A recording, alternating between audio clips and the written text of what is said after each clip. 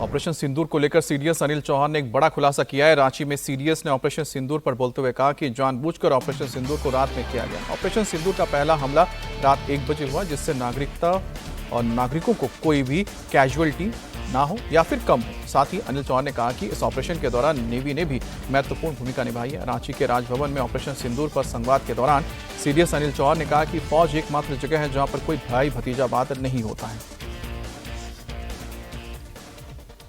हमने जो है 7 तारीख को जो टेररिस्ट टारगेट्स 9 चुने थे, उनको हमने रात के 1 बजे लेकर के 1:30 बजे के बीच में स्ट्राइक किया। आपको पता है इसके पहले बालाकोट के ऑपरेशन हुए थे, और बालाकोट के ऑपरेशन हम कहते रह गए कि ये हमने मारे हैं, सक्सेसफुल हैं, लेकिन एविडेंस या इस तरह की सैटेलाइट इमेजरी या फोटोग्राफ नहीं थे। लेकिन अब जो हम कर रहे थे, रात के 1:30 बजे क्यों किया हमने? 1 बजे, वो तो सबसे अंधेरा होता है, सबसे मुश्किल होगा सैटेलाइट इमेजरी लेना, उसकी फोटोग्राफ लेना, एविडेंस कलेक्ट करना। फिर भी हमने रात के 1 या 1:30 बजे किया। ऐसा क्यों था? ऐसा 2 कारणों से था। एक तो हमें अपनी क्षमताओं के, अपनी कैपेबिलिटीज के ऊपर भरोसा था कि रात में भी करेंगे तो रात में भी उसकी इमेजरी ले सकते हैं। और दूसरा इंपॉर्टेंट चीज ये थी कि हम लोग सिविलियन कैजुअलिटीज जो है अवॉइड करना चाहते थे। सबसे बेहतर समय होता 5:30-6 बजे का टाइम, जबकि उजाला होना शुरू हो जाता है। बट वो टाइम जो है पहली अजान या पहली नमाज का भी होता है। तो उस टाइम उसी भावलपुर में, मुरीदके में इस तरह का चहल पहल शुरू हो गई होती तो काफ़ी सारे सिविलियंस मारे जाते। हो सकता है वो टेररिज्म के साथ उनका कनेक्शन हो ना हो, तो हम लोग वो चीज़ अवॉइड करना चाहते थे कम्प्लीटली। इसीलिए जो समय जो है हमने 1 से 1:30 बजे का चुना। आपको ऐसा लगेगा, जो हमने नॉर्मली पढ़ा है कि आर्मी ने 7 टारगेट्स को एंगेज किया और एयरफोर्स ने 2 टारगेट्स को एंगेज किया। मेरे ख्याल से शायद काफ़ी कम लोग को पता है कि नेवी भी इन्वॉल्व थी इसमें। नेवी जो है उनके पास भी ऐसी क्षमताएं थी कि वो लंबी दूरी तक लॉयटर एम्युनिशन से प्रहार कर सके, और S-400 और S-120 उनके पास ऐसे 2 हथियार थे उन्होंने जो लिए हुए थे, जिसका पता हम लोग को पता था आईडीएस ने। तो फिर ये मैंने नेवी और एयरफोर्स को ऑफर किए, तो उन्होंने नेवी के मार्कोस, नेवी के जवान जो कमांडो हैं वो JNK और पंजाब में डिप्लॉय हुए, तो ये चीज़ भी इस्तेमाल की गई। तो इसके जो नेवी ने जो अरेबियन सी में जो किया, उसके अलावा तो नेवी की भी हथियार और जवान इस्तेमाल किए गए, और उन्होंने भी एटलीस्ट आर्मी के टारगेट्स में बड़े सटीक तरीके से अपना वेपन्स का इस्तेमाल किया और एग्जाम्पल दिया। मैंने जब आर्मी में ज्वाइन किया, आज से 44 ईयर्स बैक या उससे भी ज़्यादा, अगर हम अपना प्रशिक्षण का समय भी उसमें जोड़ दें, 4 साल जो है 48-49 ईयर्स बैक, तब हमारे परिवार से कोई फौज में नहीं था। आज भी नहीं है, क्योंकि मेरी एक ही पुत्री है, तो उनकी भी शादी हो गई, वो नॉन फौजी से है, तो ना पहले था ना कोई बाद में। लेकिन फिर भी जो है हम यहाँ तक पहुँचे हैं मेहनत करके। मैं ये बताना चाहता हूँ कि फौज एक ऐसी जगह है जहाँ नेपोटिज्म नहीं है, भाई भतीजावाद नहीं। अगर आप काम करेंगे तो उसकी रिकॉग्निशन है। अमेरिका के राष्ट्रपति डोनाल्ड ट्रंप ने एक बार फिर से भारत को झटका दिया। इस बार ट्रंप ने ईरान के चाबार पोर्ट को प्रतिबंधों से मिली छूट को खत्म कर दिया है। ईरान में स्थित इस पोर्ट का संचालन भारत की सरकारी कंपनी करती है। भारत और ईरान इसे आपसी व्यापार को बढ़ाने के लिए डेवलप कर रहे हैं। अमेरिका द्वारा ये छूट खत्म किए जाने के बाद इस पोर्ट को चलाने वाली कंपनियों और लोगों पर अमेरिका प्रतिबंध लगा सकता है। ये प्रतिबंध 29 सितंबर से लागू होंगे।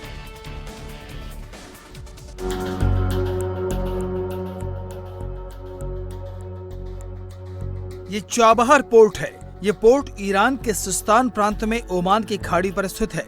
चाबहार पोर्ट रणनीतिक रूप से भी भारत के लिए काफी महत्वपूर्ण है, क्योंकि पाकिस्तान के ग्वादर बंदरगाह के करीब है। इस पोर्ट के जरिए भारत से ईरान, अफगानिस्तान और मध्य एशियाई देशों के लिए व्यापार का एक बड़ा एंट्री पॉइंट खुलता है। भारत 2003 से इस प्रोजेक्ट पर काम करने का प्रस्ताव रख रहा था, जिससे कि पाकिस्तान को दरकिनार करते हुए अफगानिस्तान और मध्य एशिया तक पहुंच बनाई जा सके। अमेरिका ने ईरान पर जो प्रतिबंध लगा रखे हैं, उनसे इस पोर्ट को छूट मिली हुई थी, लेकिन अब ट्रंप प्रशासन ने ये छूट वापस ले ली है। भारत और ईरान के बीच चाबहार पोर्ट के मैनेजमेंट के लिए 10 साल का समझौता है। ये समझौता भारत की सरकारी company India port global limited और ईरान के बंदरगाह और समुद्री संगठन के बीच किया गया है।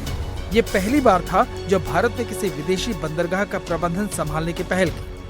हालांकि जिस दिन ट्रंप प्रशासन की तरफ से चाबहार को लेकर ये फैसला लिया गया है, उसी दिन ये संकेत भी मिले हैं कि अमेरिका अगले 2 महीनों में भारत पर लगा 25% एडिशनल टैरिफ हटा सकता है।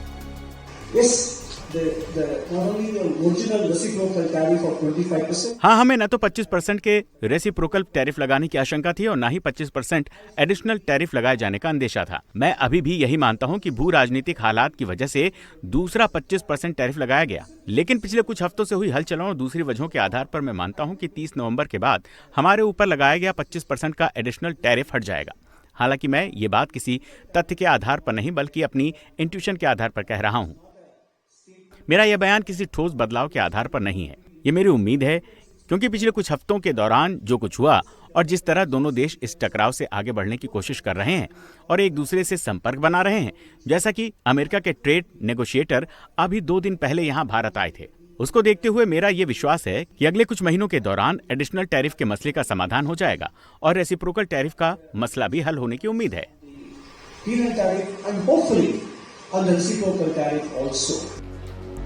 अमेरिका के राष्ट्रपति अपनी सोशल मीडिया पोस्ट और बयानों के जरिए लगातार भारत के साथ मजबूत रिश्तों की बात दोहरा रहे हैं। ट्रंप ने लंदन में ब्रिटिश प्राइम मिनिस्टर कीयर स्टारमर के साथ प्रेस कॉन्फ्रेंस में कहा कि भारत से उनके बहुत अच्छे रिश्ते हैं और मोदी उनके बहुत अच्छे दोस्त हैं। I'm very close to India. I'm very close to the Prime Minister of India. I spoke to him the other day, wished him a happy birthday. We have a very good relationship. He put out a beautiful statement too. Trump के इन बयानों के बीच में ये भी सच है कि America ने इस वक्त भारत पर 50% टैरिफ लगाया हुआ है। एक दिन पहले भारत का नाम ड्रग तस्करी करने वाले देशों के लिस्ट में भी डाल दिया और अब चाबहार पोर्ट पर मिली छूट को खत्म कर ट्रंप प्रशासन भारत को झटके पर झटके दे रहा है। और वक्फ कानून के खिलाफ एक बार फिर से मुस्लिम संगठन सड़क पर उतरने के लिए तैयारी कर रहे हैं। सुप्रीम कोर्ट के फैसले के बाद मुस्लिम संगठनों ने ऐलान किया है कि वो अब कानून के खिलाफ सड़कों पर आंदोलन करेंगे। वक्फ संशोधन कानून के खिलाफ all India Muslim personal law board 24 सितंबर को दिल्ली में बड़ा प्रोटेस्ट करने जा रहा है। इस दौरान संगठन के लोग अपनी गिरफ्तारी भी देंगे।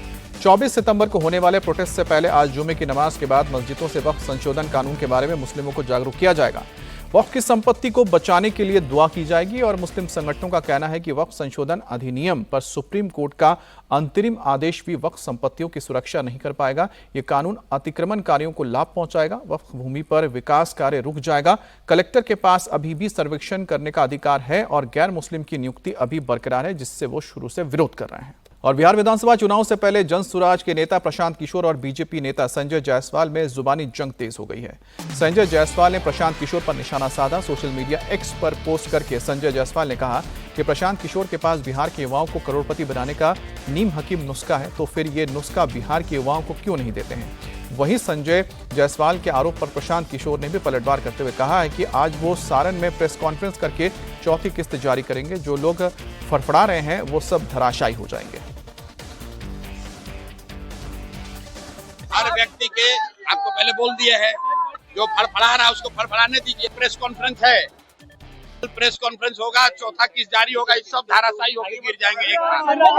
आरजेडी नेता तेजस्वी यादव की बिहार अधिकार यात्रा का आज चौथा दिन है। वहीं यात्रा के तीसरे दिन तेजस्वी के टारगेट पर मुख्यमंत्री नीतीश कुमार रहे। तेजस्वी ने कहा कि नीतीश कुमार के राज में करप्शन चरम पर है, क्राइम के सारे रिकॉर्ड टूट रहे हैं। नीतीश राज में करप्शन और क्राइम को सरकार का संरक्षण मिला हुआ है। इस बार के चुनाव में बिहार से नीतीश कुमार की विदाई जरूरी है। इस बार बदलाव लाना है कि नहीं लाना है आने वाले चुनाव में? सरकार को बदलना है ना? आप लोग सब लोग तैयार है ना? थाना चले जाइए, ब्लॉक चले जाइए, घूसखोरी बढ़ी है कि नहीं बढ़ी है? बिना कोई घूस दिए कोई काम नहीं होना। इसलिए आप सब लोगों के बीच हम लोग आए हैं एक बेहतर बिहार बनाने के लिए, एक नया बिहार बनाने के लिए। ये सरकार आप देखिएगा पूरी तरीके से जो है बिहार की जनता को, बिहार के खजाने को लूटने का काम कर रही है। तो लालटेन खिलेगा ना फिर से? इस बार बेगूसराय का 7 सीट महागठबंधन जीतेगा। जिताना है कि नहीं जिताना है? सरकार बनाना है ना? देखो, केवल ही नहीं बनना, सरकार ही नहीं बनाना, बल्कि बिहार को बनाने का काम करना है, गरीबों का उत्थान करना है। इसलिए हमको एक बार मौका आप लोग देखिए। दिल्ली यूनिवर्सिटी छात्र संघ चुनाव के आज नतीजे आएंगे। डीयू ने इसके लिए खास इंतजाम भी किए हैं। माना जा रहा है कि आज दोपहर तक केंद्रीय पैनल के रिजल्ट सामने आ जाएंगे। इस बार केंद्रीय पैनल के लिए ईवीएम और कॉलेजों में बैलेट पेपर से वोट डाले गए थे। वहीं पर वोटिंग के बाद कॉलेजों के नतीजे आने शुरू हो गए। एबीपी ने भी कई कॉलेजों में धमाकेदार जीत हासिल की है। खास तौर पर श्यामा प्रसाद मुखर्जी कॉलेज में एबीवीपी का पूरा पैनल जीत गया है और भगिनी निवेदिता कॉलेज में भी एबीवीपी ने क्लीन स्वीप किया है। लेकिन वोटिंग के दौरान हुई कोर्ट के आदेश की धज्जियां उड़ती देखी गई। दिल्ली हाईकोर्ट और लिंगदो कमेटी के आदेशों की डूसू इलेक्शन में धज्जियां उड़ाती दिखी गई और आज दिल्ली हाईकोर्ट एक बार फिर से इस मामले पर सुनवाई करेगा।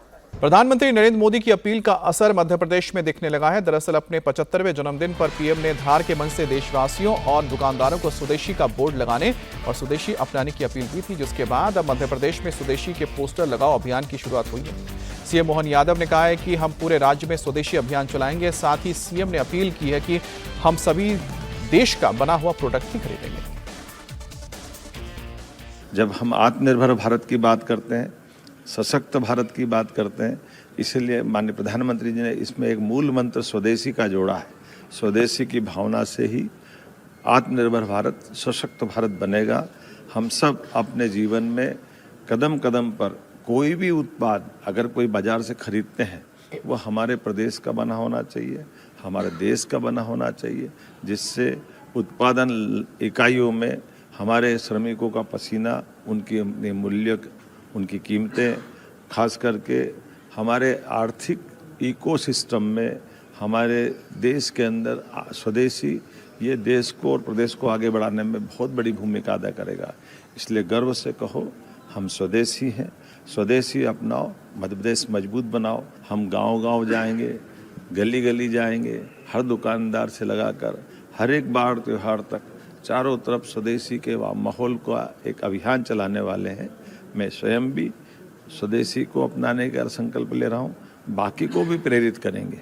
आइए हम अपने जीवन में उसका उपयोग करें तो उसका स्वदेशी होना हम सबके लिए बेहतर होगा। कर्नाटक के दशहरा समारोह पर विवाद बढ़ता जा रहा है। दरअसल बुकर विजेता भानु मुश्ताक को मुख्य अतिथि बनाने के फैसले के खिलाफ सुप्रीम कोर्ट में याचिका दाखिल की गई है, जिस पर आज सुप्रीम कोर्ट में सुनवाई होगी। आपको बता दें कि कर्नाटक सरकार ने बुकर विजेता भानु मुश्ताक को मैसूर के चामुंडी मंदिर में होने वाले दशहरा उद्घाटन के लिए मुख्य अतिथि बनाया है, जिसके फैसले के खिलाफ याचिका दायर की गई है और दलील दी गई है कि गैर हिंदू शख्स मंदिर में पूजा और मंत्रोच्चार नहीं कर सकता है। हालांकि सरकार का पक्ष है कि कोई निजी धार्मिक आयोजन नहीं है, बल्कि राज्य का सार्वजनिक कार्यक्रम है। ऐसे में इसमें किसी भी धर्म के व्यक्ति को बुलाने पर रोक नहीं है। हालांकि 15 सितंबर को कर्नाटक हाईकोर्ट ने भी याचिका खारिज की थी। कोर्ट ने साफ कहा था कि त्योहारों में शामिल होना संविधान का उल्लंघन नहीं है और न ही धार्मिक भावनाओं को ठेस पहुंचाता है। हाईकोर्ट ने माना था कि बानू मुश्ताक सिर्फ लेखक ही नहीं बल्कि वकील और सामाजिक कार्यकर्ता भी हैं। सरकार पहले भी कई कार्यक्रमों में उन्हें बुलाती रही है।